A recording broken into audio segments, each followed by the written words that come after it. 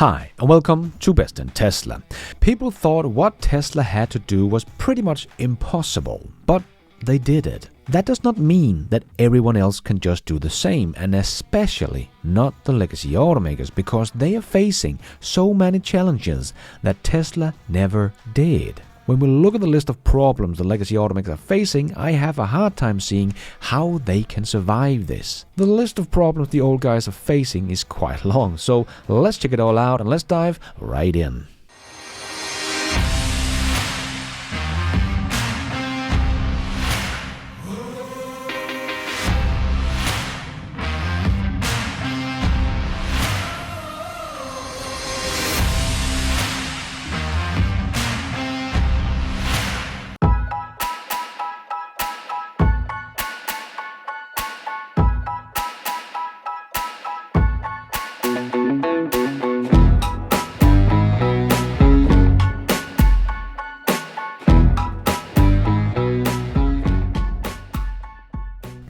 We have already seen the economy of scale collapsing for the ICE cars. In Europe, the ICE car sales have dropped 5 million units in just the last 5 years. That is also why we see the average price for a car is also at its all-time high. At the same time, we have a very high interest rate, shrinking the automakers' addressable market quite significantly. Because it doesn't matter that the sticker price is the same as before if the interest rate is much higher, because the price the customers has to pay per month is much higher than before, so less people can afford to buy it. It all comes down to the monthly cost to the consumer. And this is something Tesla has been trying to balance with the price cuts and cost of goods sold reduction and so on. As I have showed before, the price of the Model Y was basically the same in 2019 as it was in 2023, even with all these price changes. So Tesla has been able to keep the same addressable market as 4 years ago, even with this very high interest rate. But there are so many more problems the legacy automakers are facing that I don't see how they can survive all this coming together at once. Firstly, the problem with their EVs. I think that some of all the problem the legacy automakers are in now is a whole string of things, but it all started with them not taking Tesla and the electric car seriously and reacted too late. So firstly, their first EVs they came out with and were all pretty much called Tesla killers, like the Audi e-tron, the Mercedes EQC, the Jaguar I-Pace and the little Bolt, was all just ICE cars converted to EVs. Because even though these cars came out in 2018 and 19 and 20, the legacy automakers didn't even have a dedicated EV platform ready, because they didn't take the EV seriously and thought that Tesla would just die and then they could just go back to making nice cars and have EVs as a little sideshow to show they cared and be nothing more than just a marketing campaign. And because these EVs were all half-baked, they all failed. They will all be discontinued. The Daimler board members even called the EQC too boring. And the Model 3 that came out before most of these guys, except the Bolt, has just got a refresh and is still the second best-selling EV on the planet. But the others have, not surprisingly, failed to get any meaningful traction and therefore will all be discontinued. So in the beginning, we thought Volkswagen was serious and had the best plan, as they came out with the ID.3 on a dedicated BEV platform and had some nice targets, but they of course missed those targets. But again, the legacy automakers had yet another problem. They did not want their EVs to be better than their very expensive performance ICE cars, like Volkswagen was probably afraid that their EVs would eat into the sales of their very profitable ICE cars like the Golf GTI. That here in my country cost the equivalent of $98,000 for that little performance car. And compared to a Tesla or many other EVs, the acceleration and performance you buy that kind of car for doesn't seem very appealing anymore, as it can only do a 0 to 100 kilometers in 5.8 seconds. Even Tesla's long-range Model 3 will beat the Golf GTI off the starting line with its 4.4 seconds. But the Golf GTI is basically only a car you buy for the performance, because the trunk is almost non-existing and you just get Volkswagen's little plastic screen inside with their crappy software. So why would anyone buy the Golf GTI that is making Volkswagen a lot of profits if Volkswagen made an ID.3 able to compete with Tesla's performance and therefore beat their own ICE performance of the GTI? So I think Volkswagen didn't want to make their EV platform better than the GTS or RS models and all the other performance models, because that would just start eating into some of Volkswagen's most profitable vehicles. So that is probably one of the reasons why the MEB platform was not made for performance. As Volkswagen has said themselves, the MEB platform is not good enough to ever get the RS badge. And why all the Volkswagen's IDs are very boring EVs compared to Tesla and most other EVs from China.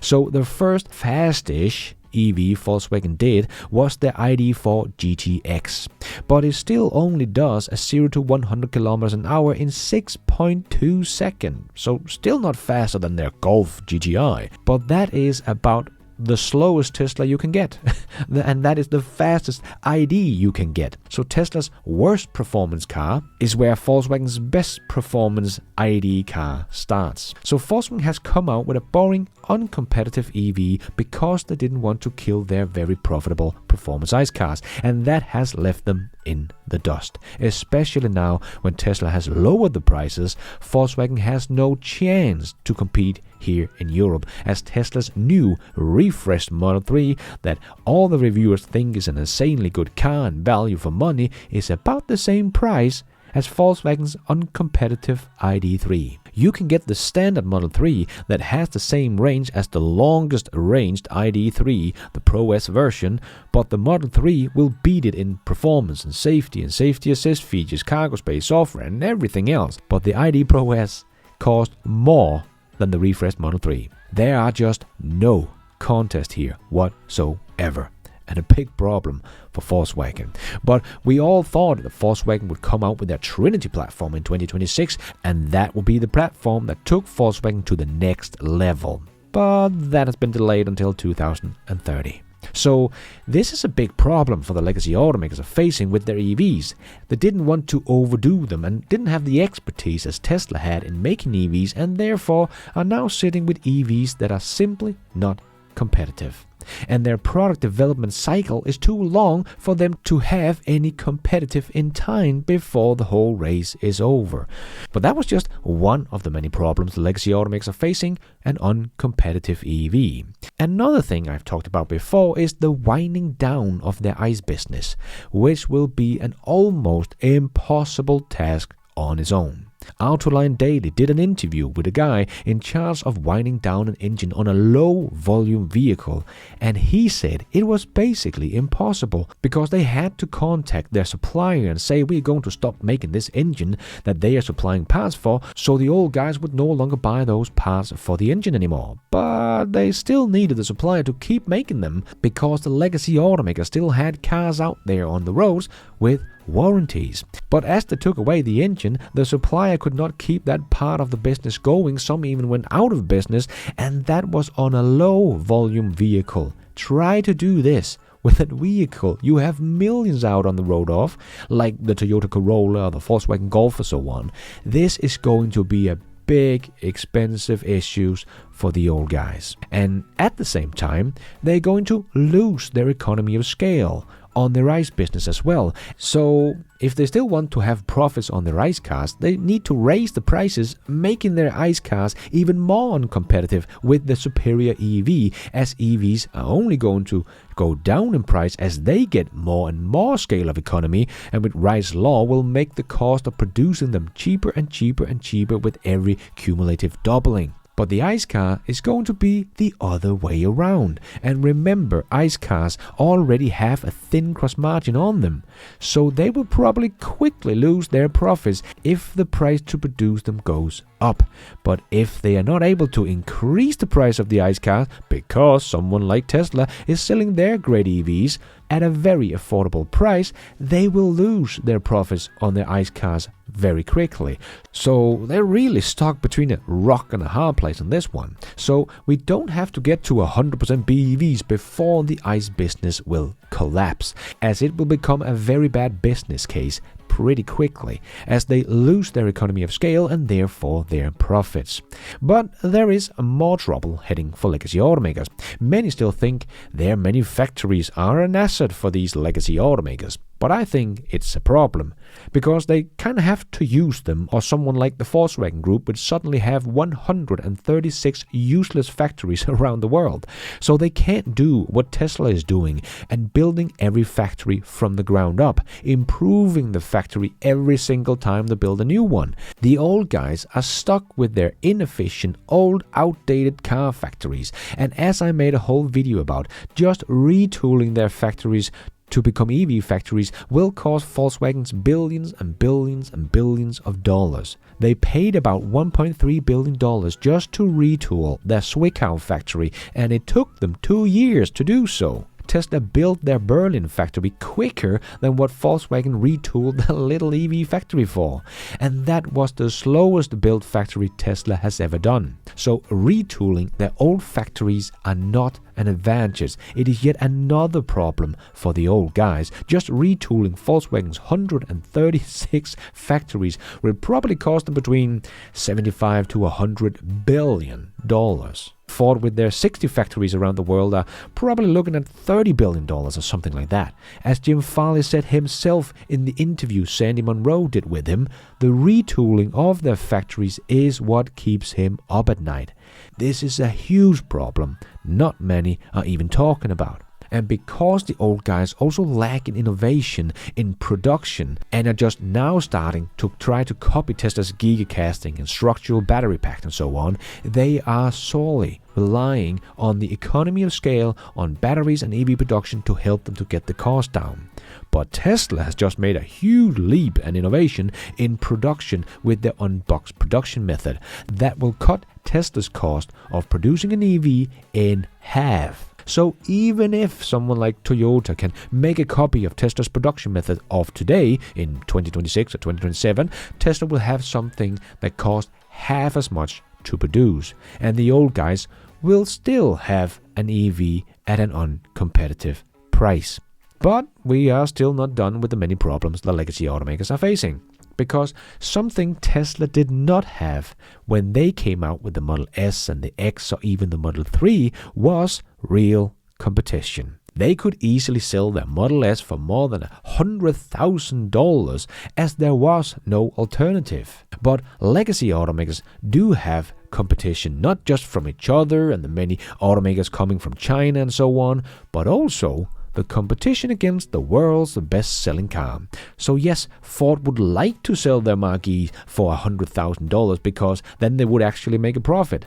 But because Tesla has the Model Y with a starting price of only $43,000 in the US before tax credit, Ford has to price their Mark-E fairly close to that, or no one will ever buy that car. This is of course the same problem Rivian, Lucid, Nio, Xpeng and so on are also facing. Just because Tesla did the impossible, it's not guaranteed that they can do the same, as they now have a lot more competition compared to what Tesla had just 3 or 5 years ago. And another problem for the premium and luxury brand is their edge is disappearing. The Germans no longer have their competitive edge as they did with their luxury ICE car. With EVs, people are looking much more for great software and tech and acceleration than hand-stitched leather and a lot of buttons. So the premium legacy automakers have lost their special edge in the EV race, and now it feels more like they're trying too hard to compensate for the lack of great software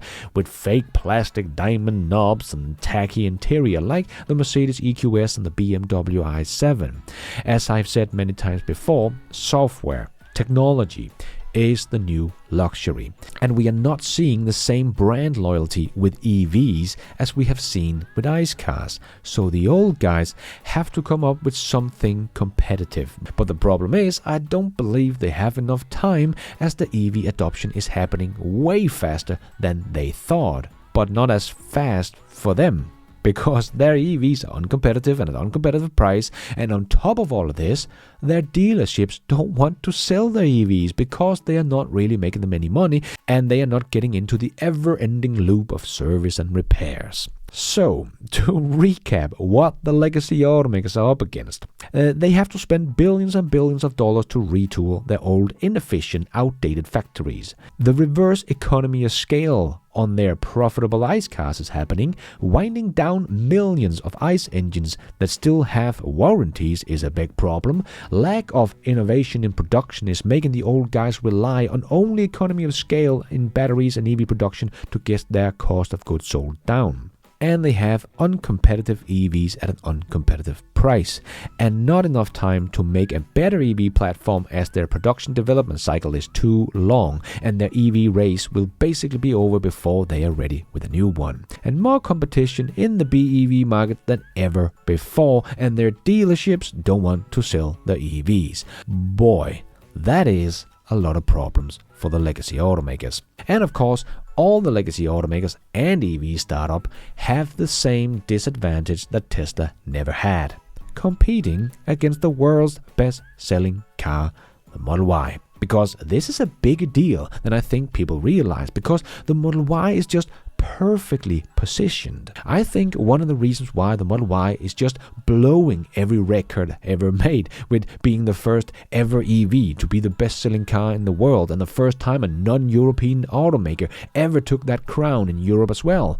I think it's because it sits perfectly in the middle of the pack. Of course, it has some of the best performance out there, and safety and software and charging infrastructure, but Tesla has not tried to make an overly luxury vehicle with the Model Y, but a premium vehicle, but with luxury software, safety and performance. But now at a starting price that is below the average selling price of a new car. So people that were looking at an EV but have always been driving Audis and BMWs and so on, they are suddenly looking a bit down and seeing what a great bargain the Model Y is and how fun and practical it is. But also people that are used to driving Volkswagen and Mazdas and so on are suddenly looking a bit up and buying a more expensive vehicle than they have ever done before, because Tesla is such good value for money, and with true cost of ownership taken into calculation, actually not that expensive. So Tesla has made a great EV from the ground up, with focus on making the safest car in the world, and have some of the best performance with the best software, most frequently software update that even give the old cars new features all the time, fast charging, good range, best charging infrastructure, all in the same car. That is just in the middle of the market, appealing both to premium buyers but also to the mid-range buyers.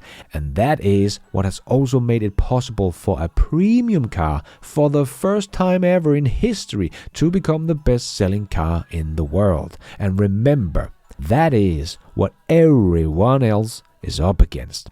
So it's not easy to do what Tesla did. It was nearly impossible for Tesla to do it, and almost went bankrupt. But to do what the legacy automakers have to do, I personally think is much, much harder. So, beyond impossible. And we see they are not willing to do it because they don't want to lose their profits short term and look weak. And now they are all cutting back. Both Ford, GM, Volkswagen, Mercedes and so on. Meanwhile, Tesla and the Chinese are full steam ahead. It was already hard for the old guys to ever catch up. But now it just seems completely impossible. But let's see how all of this plays out over the next 6 years or so, and see who will be the ones left standing.